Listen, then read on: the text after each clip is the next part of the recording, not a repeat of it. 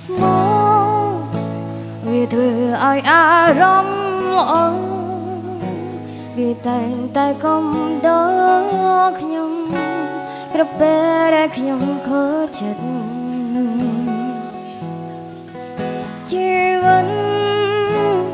ជួបតែរឿងឈឺផ្សា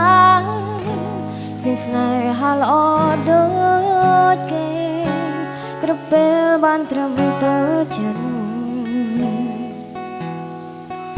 រាល់ថ្ងៃមានតែផ្សែងនៅក្បែរវាតែងតែមើលថែខ្ញុំឲ្យផុនពីភាពឯកាស្មោកគ្រោះថ្ងៃព្រោះគ្មានស្រីបណ្ដាដូចគេជីវិតខ្ញុំឯកាម្លេះទេព្រះអើយផឹកព្រោះឈឺផ្សាព្រោះស្នេហាគេតតខ្ញុំចាំ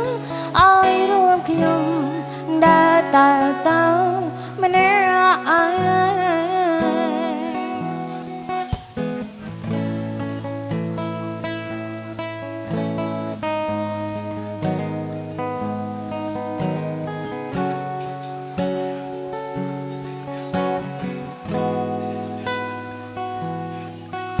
រយំខ្ញុំតែងអង្គុយក្នុងក្លឹមក្លាយជាអ្នកប្រមាំងចាំផឹងក៏ព្រោះស្នេហាស្រវឹងតែខ្ញុំសប្បាយធ្វើឲ្យខ្ញុំឡើងខ្វល់ខ្វាយនឹងរឿងស្នេហាអាដិនខ្ញុំច្រើនពេកហើយគ្មានស្រីណាត្រូវការឡើយរូបប្រអាដិនមិនល្អស្មោកគ្រោះថ្ងៃព្រោះគ្មានស្រីបណ្ដាដូចគេ